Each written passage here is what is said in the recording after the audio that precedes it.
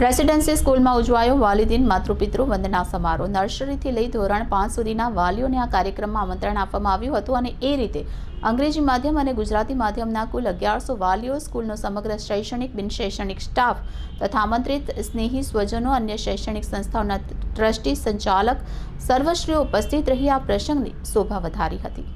આજના કાર્યક્રમમાં સૌરાષ્ટ્ર પટેલ સેવા સમાજના અગ્રણી કાનજીભાઈ ભાલાણા ઉપસ્થિત રહ્યા હતા। પાયાના ભણતરમાં શાળા સાથે માતા પિતાની અગત્યની ભૂમિકા અને મહત્વના સંપૂર્ણ યોગદાન અંગે ખૂબ સુંદર ચિતાર રજૂ કર્યો હતો।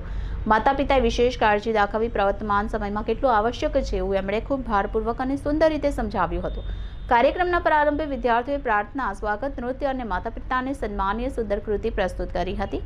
આ પ્રસંગે વિદ્યાર્થીઓ અને સ્ટાફ દ્વારા એકત્રિત કરાયેલ ફંડની રકમમાંથી ₹51,000ની રકમનો ચેક જય જવાન નાગરિક સમિતિને શહીદ પરિવાર સહાય માટે અર્પણ કર્યો હતો। ટ્રસ્ટી શ્રી હિતેન્દ્રભાઈ ચુડાવાડા તથા ટ્રસ્ટી પ્રાયન એમ કારિયાએ આમંત્રણને માન આપી પધારેલા કાનજીભાઈ ભાલાણાનું પુષ્પગુચ્છ અને સ્મૃતિ ભેટ અર્પણ કરી સન્માન કર્યું હતું।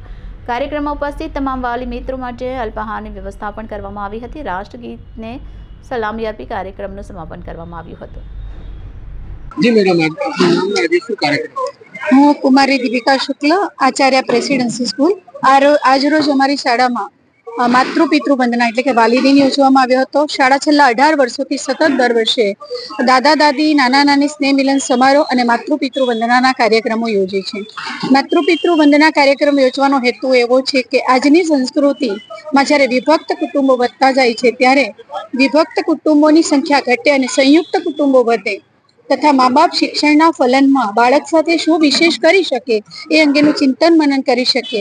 એટલે આજે બાળકોએ સાંસ્કૃતિક કૃતિઓ પણ પ્રસ્તુત કરી છે, સંપૂર્ણ કલ્ચરલ હતી અને આ સાથે આદરણીય શ્રી કાનજીભાઈ ભાલાડાએ વાલીઓને ખૂબ સુંદર ટિપ્સ પણ આપી કે બાળક સાથે જોડાયેલા રહેવું એ કેટલું જરૂરી છે।